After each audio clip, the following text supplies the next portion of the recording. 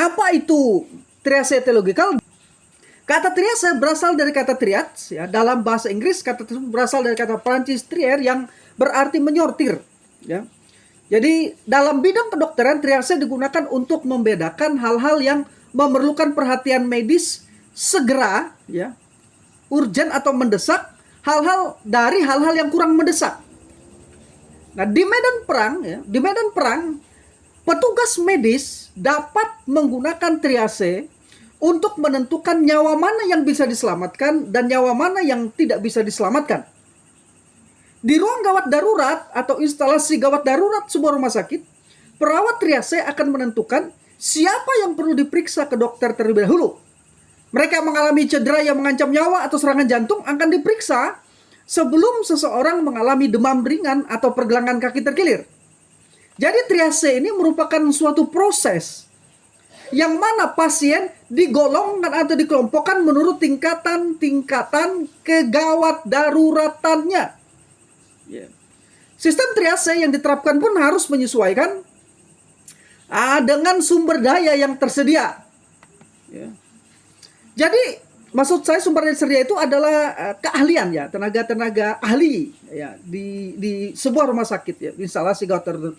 Jadi tujuan dari triase medis adalah menetapkan tingkat urgensi penanganan pasien sesuai dengan standar operasional prosedur.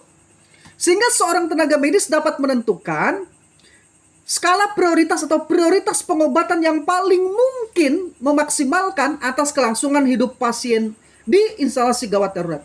Misalnya, sebagai contoh, jika ada seorang pasien yang mengalami luka tembak di bagian dada dan seorang pasien yang patah lengan, maka prioritas urgensi yang ditangani terlebih dahulu adalah pasien yang luka tembak di bagian dada. Sedangkan pasien dengan patah lengan memang serius tetapi tidak akan membunuh pasien itu. Jadi ini yang dimaksud dengan triase. Ya. Jadi menetapkan prioritas urgensi, pasien mana yang lebih dahulu tangani. Ya. Semua pasien itu penting tapi tingkat urgensi itu berbeda. Pasien dengan tangan terkilir dengan pasien kena serangan jantung tentu saja urgensinya berbeda. Nah, jadi dalam sistem triase, pasien yang datang ke instalasi gawat darurat itu dikategorikan ke dalam 4 label, ya, 4 label warna. Ada 4 label warna, yaitu label warna hitam, merah, kuning, dan hijau. Label dengan berbagai warna ini, keempat warna ini digunakan untuk menandai tingkatan urgensi atau keparahan dari cedera, ya, atau sakit yang dialami oleh seorang pasien. Yang pertama, label hitam ini digunakan untuk seorang pasien kritis yang tidak dapat ditolong lagi.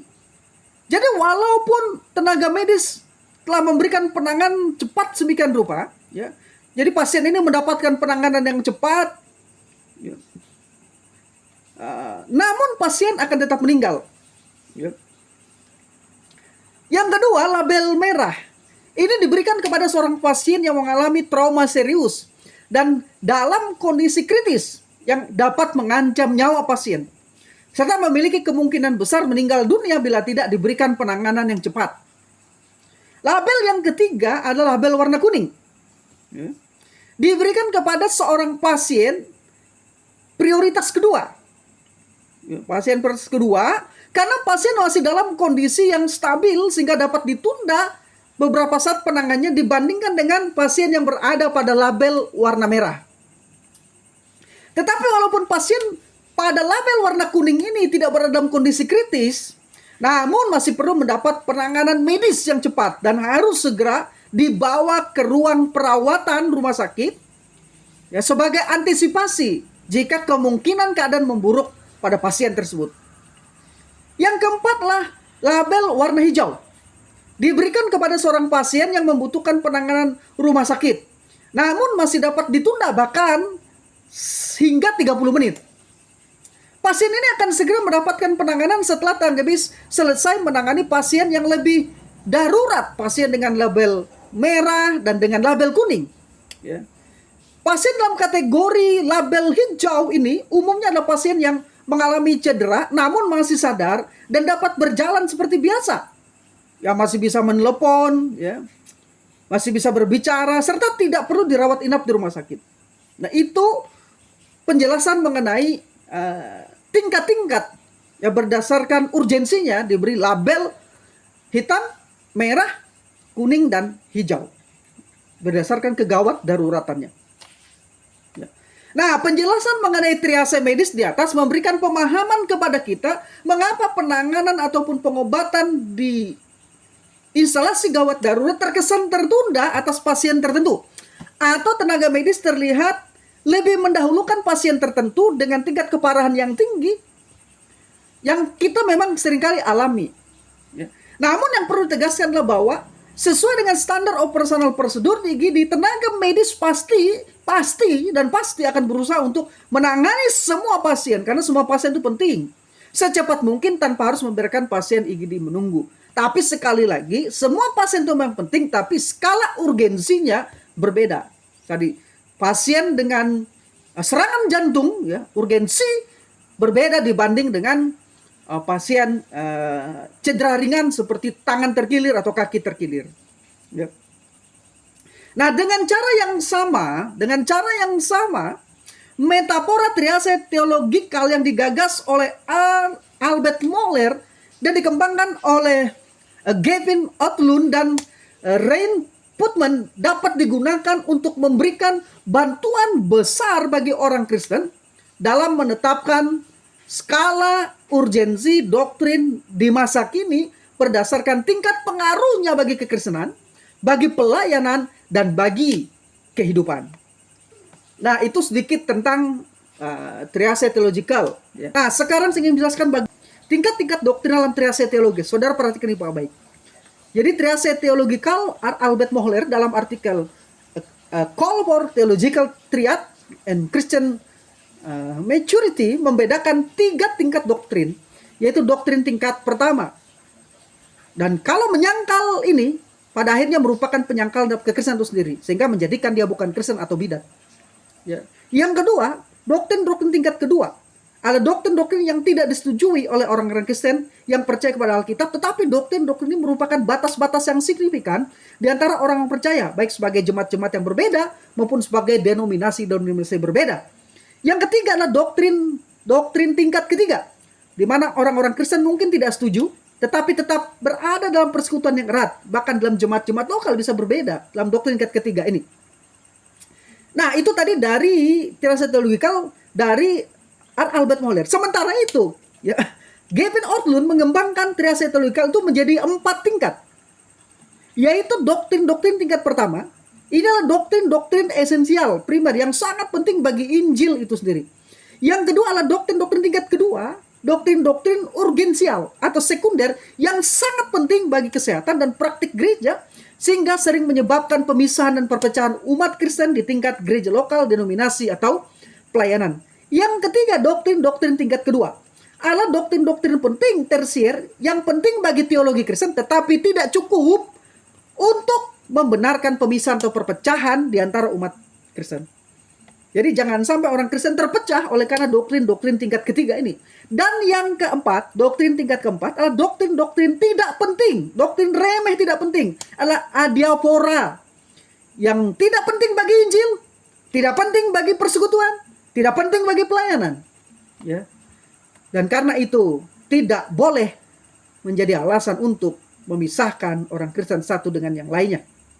Saya ingin jelaskan secara ringkas keempat kategori triase teologikal yang dikembangkan oleh Otlund tadi.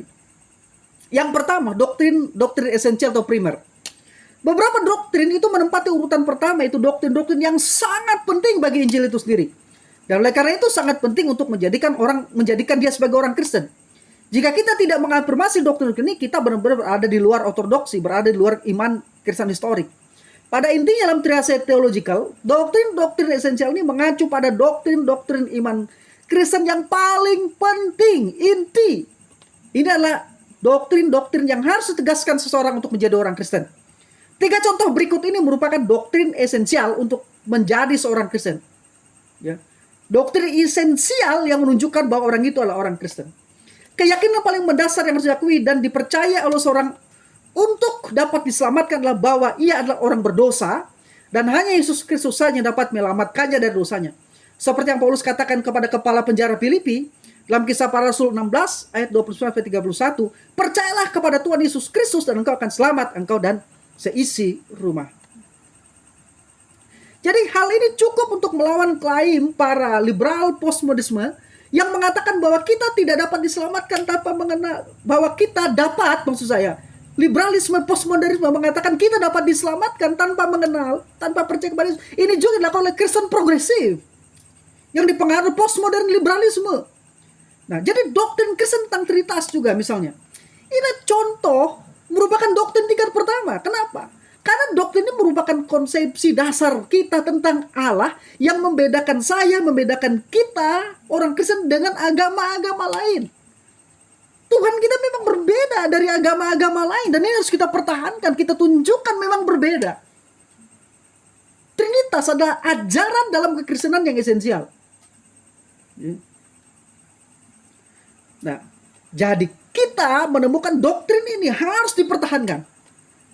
Karena ini doktrin dari Alkitab diteruskan kepada para rasul oleh para rasul kepada bapak-bapak gereja, bapak apostolik dan bapak-bapak gereja dalam pengakuan iman konsili-konsili Kristen yang paling awal. Doktrin Trinitas itu doktrin primer, doktrin esensial karena membedakan kekristenan dari agama-agama lain. Kemudian contoh lainnya doktrin yang pertama adalah pembenaran oleh iman. Inilah klaim dasar bahwa kita dibenarkan di hadapan Allah karena kasih karunia dan bahwa kita tidak pantas mendapatkan keselamatan kita. Itulah inti dari Injil itu sendiri. Ingat apa yang Paulus katakan tentang doktrin ini kepada jemaat di Galatia, jika ada orang yang memberitakan kepadamu suatu Injil yang berlainan dengan yang kamu terima, terkutuklah, di anatema dia, di bawah kutuk Allah. Galatia 1:9. Rasul Paulus sangat yakin bahwa Injil dan pembenaran adalah masalah yang penting. Itu doktrin esensial. Contoh lain dari doktrin esensial dalam kekristenan adalah Yesus benar-benar Tuhan dan benar-benar manusia. Kematian dan kebangkitan Yesus. Tuhan adalah pencipta segala sesuatu. Kedatangan Yesus kembali juga ada doktrin esensial. Tapi cara kedatangannya, apakah amilenial, premilenialisme, ya postmilenialisme, itu bukan esensialnya. Doktrin tentang surga dan neraka juga adalah doktrin yang esensial. Karena kalau orang tidak percaya ada surga dan neraka, itu akan bahaya besar bagi hidupnya. Jadi saudara-saudaraku, kita harus melihat betapa pentingnya doktrin-doktrin esensial ini.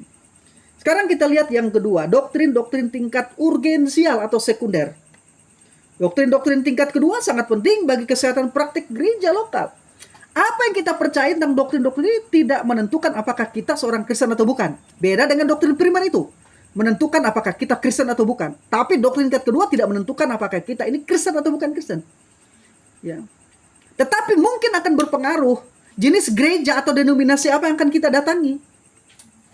Orang Kristen biasanya memisahkan doktrin-doktrin ini di tingkat gereja lokal, denominasi atau organisasi pelayanan.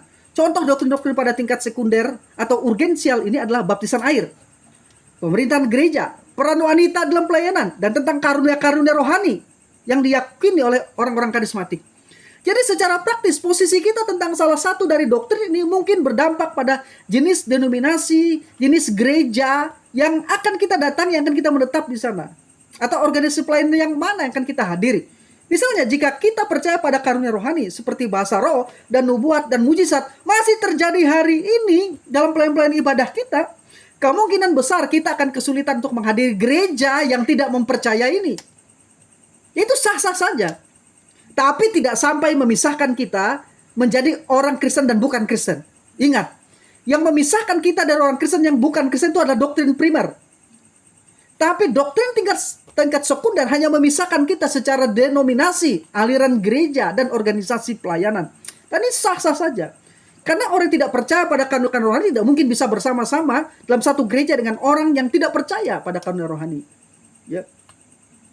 Nah, atau jika kita yakin bahwa sebagai orang tua Kristen kita harus membaptis bayi, pandangan paido baptism, maka mungkin kita tidak akan menghadiri gereja yang hanya melaksanakan baptisan orang dewasa atau pandangan credo baptism. Karena memang sulit Ya, kedua pandangan ini kan sudah berbeda. Tapi tetap bukan perbedaan antara orang Kristen dan non-Kristen. Perbedaannya itu pada aliran dan denominasi pada tingkat itu, dan itu sah. Saya menganjurkan kita untuk setia setelah mempelajari kitab, kita buat pilihan kita, keyakinan kita pilih tetap setia. Entah itu di gereja mengakui baptisan Islam, entah itu gereja mengakui baptisan celup, baptisan Islam atau baptisan percik. Ya, setialah di gereja masing-masing sesuai dengan apa yang kita terima. Tapi kita harus terbuka, ya, untuk belajar pandangan-pandangan orang lain, ya, tanpa harus menyebut orang itu bidat karena perbedaan pada tingkat sekunder ini. Karena itu adalah sah untuk mengakui satu sama lain sebagai bagian kelompok gereja yang berbeda. Jadi kita masih mengasihi orang-orang berbeda dengan kita dalam hal doktrin-doktrin tingkat kedua. Dan meskipun kita tidak pergi ke gereja lokal yang sama, bahkan tidak lagi berada dalam denominasi atau organisasi pelayanan yang sama, namun apa? Ya, kita menyadari bahwa kita masih bersama sebagai keluarga Allah yang lebih besar, sebagai orang-orang Kristen. Kita semua adalah bagian dari komunitas iman Kristen yang bisa saling mengasihi. Saya ingat Profesor Grant R. Osborne mengingatkan bahwa suatu doktrin utama atau primer adalah suatu keyakinan teologis yang sentral bagi iman Kristen, dan jelas diajarkan demikian. Lalu dia mengatakan suatu doktrin sekunder adalah doktrin yang tidak begitu jelas di dalam Alkitab, tidak dihadirkan sebagai keyakinan utama bagi gereja. Seperti misalnya pandangan mengenai milenium, amilenium kah, premilenialisme kah, atau postmilenialisme, atau pandangan adakah masa kesusahan atau tidak ada. Doktrin sekunder ini merupakan doktrin-doktrin yang baik. Masih doktrin-doktrin yang baik, namun muncul lebih sekedar sebagai hasrat gereja untuk mendapatkan dogma yang menyeluruh. Ya, dalam teologi Kristen, ya, supaya bisa diajarkan sedemikian. Nah, walaupun demikian, menurut Osborne, memperjelas doktrin sekunder merupakan usaha yang sah, namun adalah keliru kalau menjadikan doktrin-doktrin sekunder tersebut sebagai penentu dalam persekutuan. Artinya apa? Ya, Osborne tidak setuju kalau doktrin tingkat sekunder itu merusak persekutuan gereja. Dan demikian doktrin-doktrin sekunder tidak boleh merusak persekutuan komunitas Kristen. Ya. Sehingga kita tetap sebagai orang Kristen, bukan masalah non-Kristen dan Kristen. Ya, doktrin tingkat sekunder, tapi pemisahan di antara orang-orang Kristen yang berbeda di dalam pilihan-pilihan dari doktrin sekunder. Sekarang, dan saya mengingatkan kita untuk belajar setia di gereja kita masing-masing. Pengabdian Islam silahkan, pengabdian percik silahkan. Ya. Nah, sekarang doktrin tingkat tersier atau di tingkat ketiga, doktrin-doktrin penting tingkat tersier. Ya, doktrin-doktrin tingkat ketiga atau tersier memang penting bagi teologi Kristen, tetapi tidak cukup penting untuk membenarkan pemisahan atau perpecahan di antara orang Kristen. Kita memang harus mempelajari doktrin-doktrin ini. Kita tidak boleh berhenti memikirkannya, tetapi kita tidak boleh atau tidak perlu menjadi terpecah belah hanya karena perbedaan ini. Orang pendeta di satu gereja misalnya, sama-sama dapat memiliki pandangan berbeda tentang akhir zaman, eskatologi.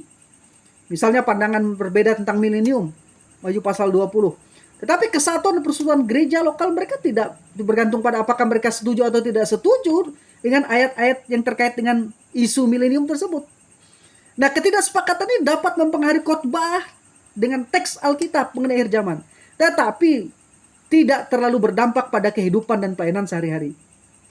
Beberapa contoh lainnya doktrin-doktrin tingkat ketiga ini adalah berapa usia bumi, apa warna kulit manusia pertama, hubungan antara Israel dan gereja, pandangan tentang persepuluhan, pandangan tentang Lucifer adalah nama iblis, pandangan tentang penggunaan alkohol, pandangan mengenai tato, pandangan mengenai rambut harus panjang atau pendek, pandangan tentang persepuluhan, ya, pandangan tentang masa kesengsaraan atau tribulasi, pandangan tentang predestinasi, dan kapan Yesus akan datang kembali adalah doktrin-doktrin pada tingkat tersier yang kita bisa berada dalam satu denominasi, kita bisa berada di dalam satu gereja lokal bahkan, tapi bisa saja kita berbeda di dalam hal itu. Ya. Jadi misalnya sebagai contoh doktrin tingkat ketiga adalah panjangnya hari penciptaan dalam Kejadian 1 dan pernyataan bahwa Lucifer adalah nama iblis berdasarkan Yesaya 14 ayat 12 sampai 14. Kita ingin mempelajari itu, kita bahkan ingin melakukannya dengan benar. Tetapi dua orang Kristen dapat memiliki pandangan yang sangat berbeda tentang masalah itu dan tetap dapat saling mengasihi, saling berinteraksi penuh kasih, dapat bersekutu dalam perjamuan kudus bersama, melayani bersama dalam tubuh gereja lokal yang sama. Jadi jangan sampai kita menarik pedang bidat, jangan sampai menarik diri dari perjamuan kudus ketika kita hanya berbeda dalam hal-hal yang bersifat tersier. Jangan sampai kita tidak saling mengasihi, ya. Itu berarti kalau kita dalam hal-hal yang tersier ini kita angkat ke tingkat pertama, maka itu kita sedang menjadi atau membangun sektarianisme doktrinal. Yang keempat, yang terakhir, doktrin-doktrin adiapora atau doktrin-doktrin tidak penting. Doktrin peringkat keempat adalah hal yang sama sekali tidak penting dalam kaitan kesaksian Injil dan kolaborasi pelayanan kita. Tentu semua kebenaran adalah kebenaran Allah seperti disebutkan depan tadi. Dan tidak ada doktrin yang tidak berguna. Tetapi doktrin-doktrin ini meskipun menarik untuk dipikirkan, hanya memiliki pengaruh yang sangat kecil dalam kehidupan dan pelayanan. Pada abad pertengahan misalnya, ada banyak diskusi tentang berapa banyak jumlah malaikat. Apakah manusia yang telah tebus dimaksudkan untuk menggantikan jumlah malaikat yang telah jatuh? Ramai sekali perdebatan sampai memecah belah. Bahkan saat ini pun kita mungkin berpikir tentang berapa banyak jenis malaikat dan apakah kita akan menggantikan peran malaikat nanti. Apa perbedaan kerubim dan serafim misalnya? Perdebatan-perdebatan semacam itu mungkin merangsang otak dan mempengaruhi cara pikir kita memahami ayat-ayat tertentu dalam Alkitab. Namun perdebatan-perdebatan itu tidak memberikan dampak yang besar terhadap cara kita mengikuti Yesus. Ya. Anda tidak tahu apa-apa tentang malaikat yang mengaruhi keselamatan Anda. Ya. Anda tidak tahu apakah serafim itu melayani di sini, fungsinya apa, sebagainya. Tidak ada pengaruhnya dan keselamatan kita. Ya. Jadi jangan sampai terhadap hal yang bersifat adiapora ini, saudara-saudara, saling membuli, saling membodohkan, bahkan saling membidatkan. Ya. Contoh lainnya adalah arah podium dalam gereja. Apakah harus menghadap ke barat, utara, timur, atau selatan? Sama sekali tidak penting. Dan tidak memberi dampak dalam pertumbuhan rohani dan pengiringan kita kepada Yesus. Saya itu saudara mengubah arah mimbar saya. Ya. Namun ada orang asing, maksudnya orang yang bukan jemaat, masuk lalu mengatakan, ini gereja setan kayaknya. Karena arah saya menaruh tempat khotbah itu bukan di depan, tapi di samping. Karena saya melihat jemaat itu lebih dekat dengan arah seperti itu. Jemaat yang kita layani paham betul. Tapi orang luar, saudara, begitu melihat itu, ya, karena mereka tidak pernah diajar ya, hal seperti ini, tidak belajar hal seperti ini. Sehingga hal sepele ini menghubungkannya dengan arah mimbar itu barat, utara, timur, dan selatan sama sekali tidak penting dan tidak memberi dampak untuk pertumbuhan rohani dan pengiringan kita kepada Yesus. Mau saudara arah mimbar ke timur, ke barat, menghadap pintu, atau menghadap pintu depan, pintu samping, arah mimbar itu semua tidak jadi masalah. Itu hanya masalah bagaimana kita menikmati persekutuan yang lebih enak, lebih nyaman. Itu bicara tentang kenyamanan saja dan kedekatan kita dengan jemaat. Dan saya merasa lebih nyaman dengan mimbar yang berada di bawah, bukan berada di atas podium yang tinggi. Ya. Jadi hal-hal yang seperti ini, saudara-saudara, kita saling membuli, saling membidatkan, bahkan menyebut salah satu dari pengikut, satu sama lain saling menyebut sebagai pengikut setan. Itu benar-benar orang bilang sekarang di luar nurul, ya, nggak habis pikri di luar nurul, katanya, bahasa gaul sekarang, ya. Nah, jadi itu doktrin, tingkat-tingkat doktrin. Ada doktrin primer esensial yang membedakan seorang Kristen bukan Kristen. Kemudian ada doktrin urgensial, ya. Kalau pertama tadi warna hitam, yang kedua itu menurut manusia warna merah. Doktrin sekunder, ya. Tetapi ini bisa menjadi pembeda antara denominasi satu dengan yang lainnya, atau persekutuan pelayanan atau gereja satu dengan yang lainnya. Kemudian doktrin yang tingkat tiga adalah doktrin tersier. Ya, doktrin tersier ini orang bisa tetap satu gereja, ya, walaupun berbeda terhadap doktrin-doktrin tertentu. Ya, tetap ikut perjamuan kudus bersama, tetap bisa saling mengasihi dan sebagainya. Dengan memahami atau dengan metafora triase teologikal yang digagas oleh Albert Mohler, kemudian dikembangkan oleh Gavin Ortlund, ya, dilanjutkan juga oleh Ryan Putman, ya, kita melihat bahwa ini sangat bermanfaat sekali, ya, untuk kita menetapkan doktrin-doktrin mana yang harus kita perjuangkan, dan doktrin-doktrin mana yang kita bisa berbeda tapi kita tetap saling mengasihi.